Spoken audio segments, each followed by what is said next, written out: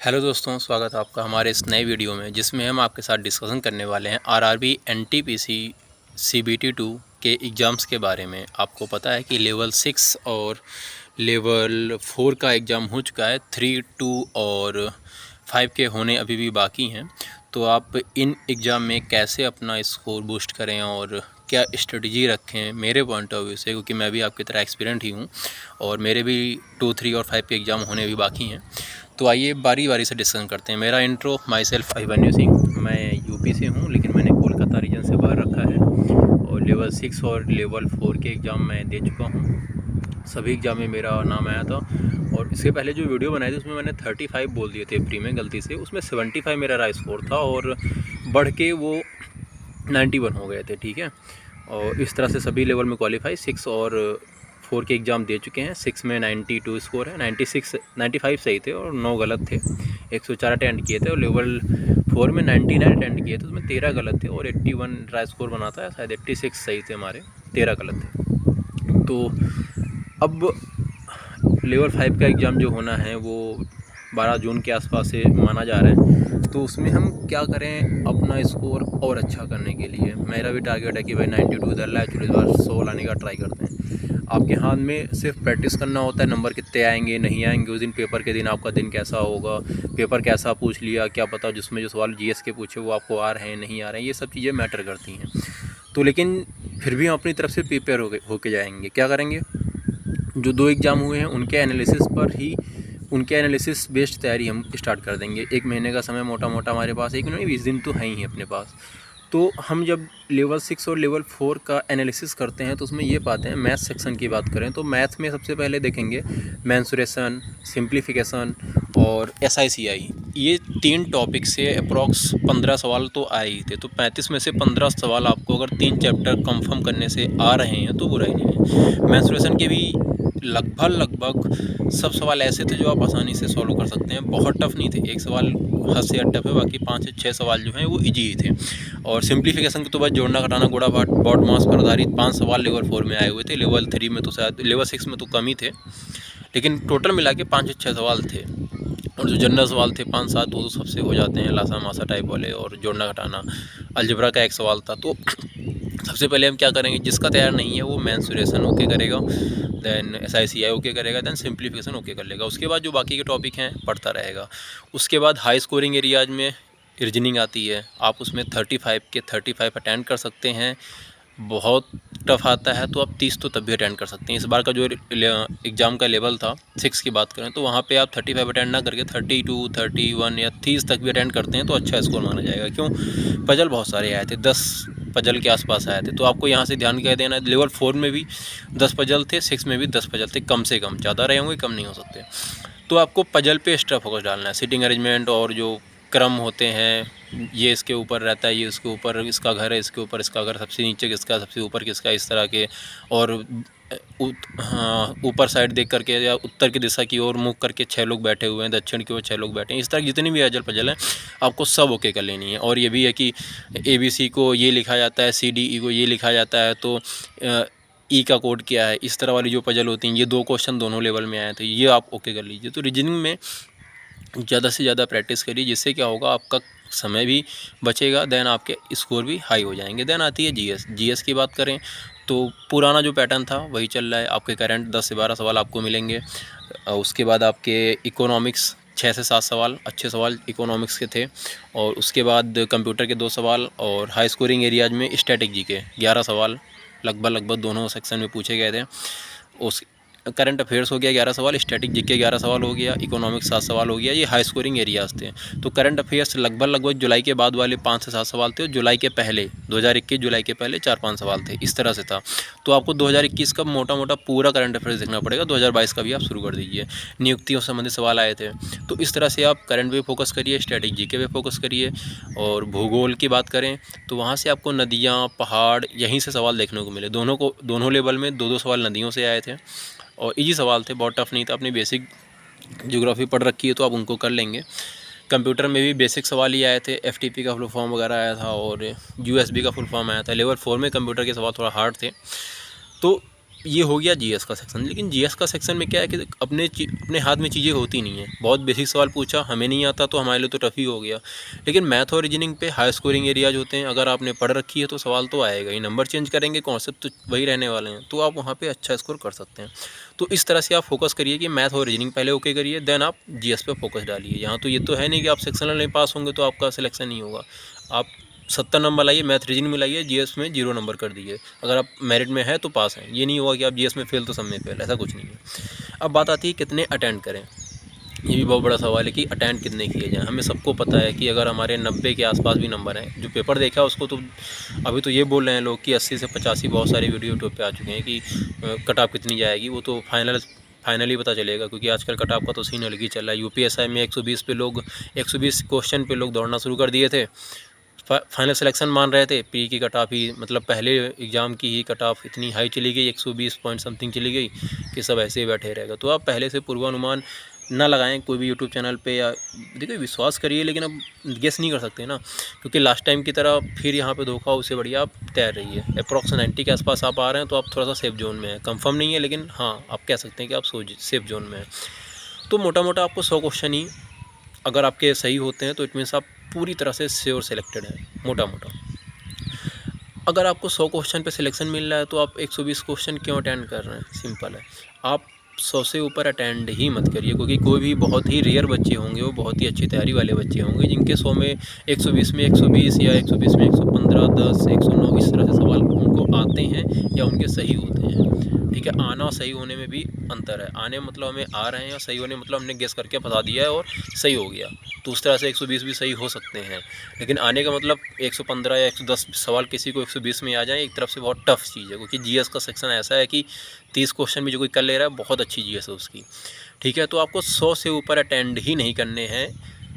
अगर आपकी तैयारी थोड़ी सी एवरेज और एवरेज से अच्छी है, आपके टॉप लेवल तैयारी है, आप 120 में 120 अटेंड कर लीजिए, कोई दिक्कत नहीं है। लेकिन आपकी अगर एवरेज तैयारी से थोड़ी अच्छी है तो आप 100 के ऊपर जाइए मत। अगर 100 के आसपास ही करेंगे तो आपके 90 भी सही होते हैं तो 10 ही गलत होंगे। गलत का भी रोल है, 1/3 आपके नंबर ले जाएगा। 10 सवाल गलत होने मतलब कि 3.5 नंबर मोटे मोटे आपके चले गए। अब 3.5 चलेगा तो आपके 86 नंबर ही ऐसे बचे। इसलिए कम से कम गलत करें, एक्यूरेसी का पूरा ध्यान रखें। आप मॉक टेस्ट दें, वहाँ पे ट्राई करें 4 से 5 से ऊपर गलत ही ना हो। 100% एक्यूरेसी किसी की होती नहीं, कहने को सब कह देंगे कि हाँ 99% एक्यूरेसी के साथ कर दिया है। वो जब आंसर की आती है, रिजल्ट आता है, तब स्कोर सामने आ जाता है सबका। ठीक है, तो आप ट्राई करिए कि 5 से 7 सवाल से ऊपर गलत ना हो, और जितने सही हो पाएँ। आप 80 करिए, लेकिन एक्यूरेसी ट्राई करिए कि आप 80 में से 76 तो सही हो ही हो। जितने कम गलत होंगे उतना आपको बेनिफिट मिलेगा। देन हम बात करते हैं टाइम मैनेजमेंट।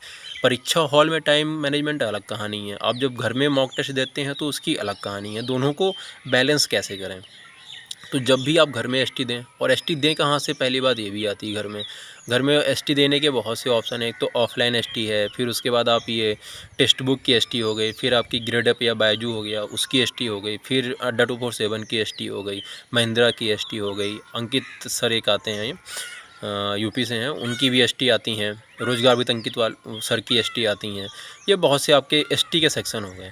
तो किस वाले की एसटी सबसे बेस्ट है? सबसे पहली बात को आप ऑफलाइन एसटी पे निर्भर हो सकते हैं। अब बात आती है ऑफलाइन एसटी में इवैल्यूएशन अपना कैसे करें, कैसे अपना कैलकुलेट करें टाइम या बाकी चीज़ें, उसमें टाइम लग जाता है। इसलिए हम ऑनलाइन एसटी का सहारा लेते हैं।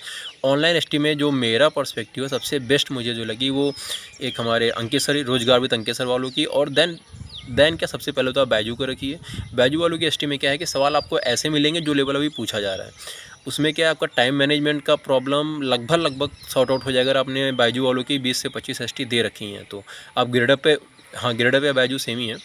देन आप अगर टेक्स्ट बुक में जाते हैं तो आप यहाँ पे टारगेट लेके जाइए कि मुझे 1 घंटे में ही टेक्स्ट बुक का पेपर सॉल्व करके बाहर आ जाना है। मुझे 90 मिनट नहीं लेने हैं, मुझे 60 मिनट में ही पेपर सॉल्व करके बाहर आ जाना है। टेक्स्ट बुक की एसटी पेपर के रिस्पेक्टिव थोड़ा इजी थी, ये बात सब कोई कह रहा है, मैं भी कहूँगा। यहाँ पे मेरे भी लगभग हर पेपर में 90+ ही स्कोर बना है, किसी में 97 तक भी गया है। लेकिन ऐसा भी नहीं कि बहुत ईजी थी, बहुत ईजी थी तो 120 में 120 क्यों नहीं आए, ये भी बात है। तो टफ़ थी, ऐसा नहीं कि बहुत ईजी थी। हाँ ये है कि जो सवाल ईजी थे वो बेहद ईजी थे, इसीलिए लग रहा था कि हाँ टेक्स्ट बुक की एसटी बहुत ईजी है। बाकी किसी ने वहाँ पे 100 अटेंड करने वाले बहुत कम बच्चे मिलेंगे। तो एसटी आप सबकी दीजिए। आप वीक का प्लान बना लीजिए। 2 एसटी मुझे बायजू की देनी है, 1 एसटी मुझे टेक्स्ट बुक की देनी है, 1 रोजगार वित्त अंकित वालों की देनी है। लगभग सबकी एसटी रोजगार वित्त अंकित वालों अंकित सर ने तो फ्री एसटी भी दे रखी है। टेक्स्ट बुक वालों ने मंथली पास ले लीजिए। बायजू वालों का भी 60-70 रुपये में पास मिल रहा है, वो भी पास ले लीजिए आप। तो 3-4 जगहों से एसटी देंगे तो आपको वेरिएशन मिलता रहेगा। तो आप पेपर हॉल में पहुंचेंगे, पेपर इजी फंसा तब भी आप सूटेबल मोड में रहेंगे, पेपर टफ फंसा तब भी आपको टाइम मैनेजमेंट का प्रॉब्लम नहीं होगा। क्यों? क्योंकि आपने 10 से 20 एसटी दे रखी है, 20 दिन का समय है। आप डेली बेसिस पे 1 एसटी देंगे तो आप 20 एसटी तो दे ही चुके होंगे। तो आप एसटी अधिक से अधिक दे करके टाइम मैनेजमेंट की प्रॉब्लम को सॉर्ट आउट कर सकते हैं। अब टाइम मैनेजमेंट का ये भी लोचा है। सपोज मैथ में 35 सवाल हैं, आपको 35 में से पता है कि 30 सवाल ही करने हैं। अब 30 सवाल करने हैं तो 5 सवालों पे एक्स्ट्रा टाइम क्यों दे रहे हैं? 5 सवाल छोड़िए। जो सवाल है, सपोज आपका ज्यामिति नहीं आता, सवाल देखा आगे बढ़े, बात खत्म। इजी है, टफ है, छोड़ो भाई, नहीं आता।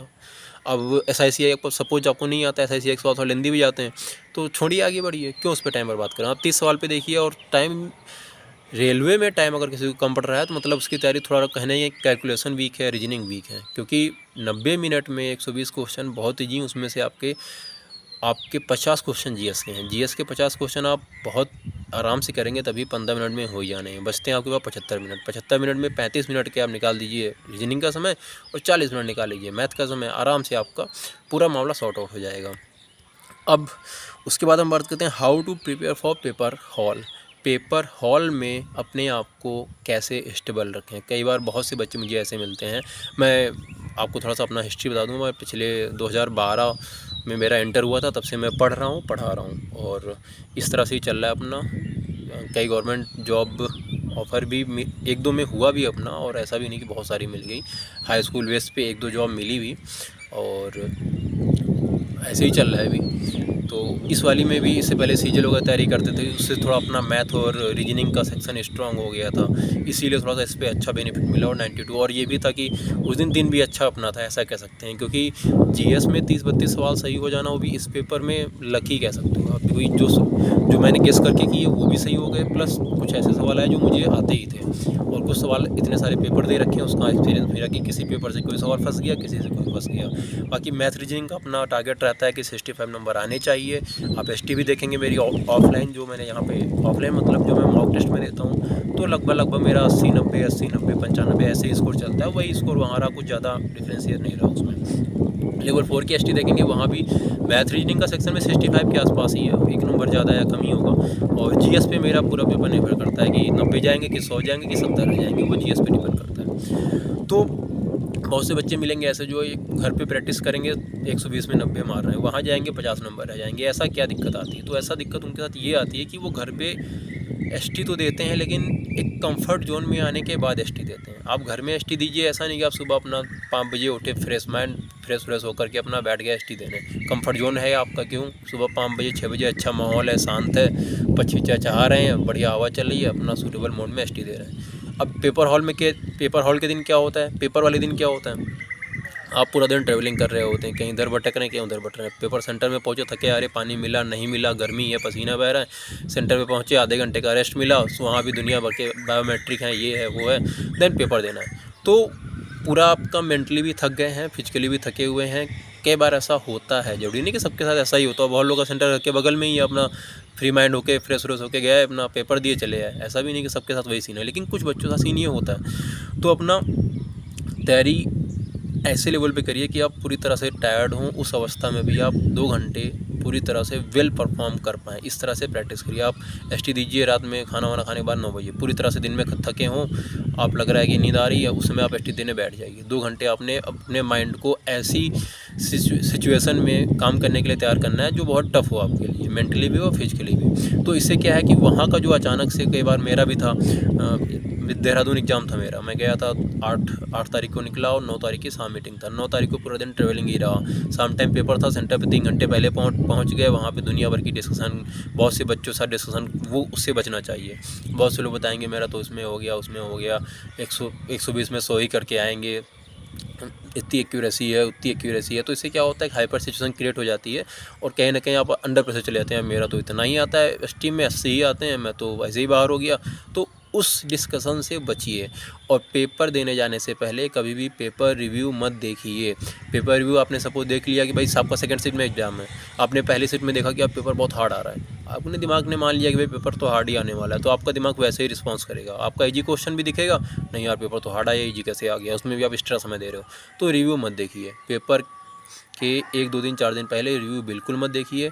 हाँ, आपका कॉन्फिडेंस अच्छा है तो आप रिव्यू देख लीजिए कि किस तरह का पैटर्न चल रहा है, उससे आपको बेनिफिट मिलेगा। लेकिन पेपर हॉल के जस्ट बाहर आप समझ वैसे भी कुछ पाएंगे नहीं, तो भैया चुपचाप कहीं कोपचा पकड़िए, गाने सुनिए, घर में बात करिए, पेपर की बात करिए नहीं। सेंटर पे जाने के बाद पेपर खुल जाए देन पेपर दीजिए, लौट के जितना बात करनी है बात कर लीजिए, कोई दिक्कत नहीं। दबा के अच्छा भी बताइए, बुरा भी बताइए, टफ था हार्ड था, जो करना करिए, उसके पहले कुछ मत करिए। अपना पेपर हॉल में जाइए, आराम से पेपर दीजिए और टारगेट बना के जाइए, मुझे 100 ही करने हैं तो 100 करिए। 20 क्वेश्चन तो आपके ऑलरेडी कम हो गया, टाइम का भी प्रॉब्लम खत्म, पेपर अटेंड हो गया, एक्यूरेसी भी आपकी सुधर ही जाएगी। देन मॉक टेस्ट प्रैक्टिस बता दिया मैंने कि कहाँ कहाँ से करनी चाहिए। आपको हर एक पैटर्न पकड़ना चाहिए, ऐसा नहीं कि आप टेक्स्ट बुक वाले को ही ओके कर लीजिए और वहीं की रोज़ 4 एसटी दे रहे हैं, ऐसा नहीं करिए। टेक्स्ट बुक भी दीजिए, बैजू भी दीजिए, और बाकी आपके पास कुछ और भी ऑप्शन है। बहुत से फ्री साइट अवेलेबल हैं जहाँ पे आपको एसटी मिल जाएंगी। मॉकर करके आता है और टेस्ट वाले करके आता है, बहुत से ऐप हैं, मैं किसी का एडवर्टाइज नहीं कर रहा क्योंकि उस लायक कभी है ही नहीं।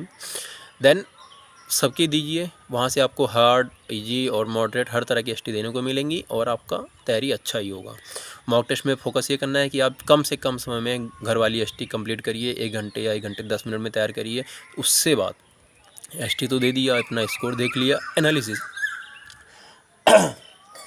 एनालिसिस इज़ द मस्ट है एक तरफ से कि सबसे इम्पॉर्टेंट सेक्शन है किसी भी एसटी का एनालिसिस से आप किस सेक्शन में कितना समय ले रहे हैं ये नोटिस करिए, उस सेक्शन को स्ट्रॉन्ग करिए। कौन से सेक्शन आपके ज़्यादा गलत हो रहे हैं उस पर फोकस करिए, चाहे रीजनिंग हो, चाहे मैथ हो, चाहे जीएस हो, तीनों का एनालिसिस करना है। उसके नोट भी बनाने हैं आपको। जो एसटी दी है उसके जो गलत सेक्शन है, जो इंपॉर्टेंट सेक्शन है, उनके नोट्स बनाने हैं।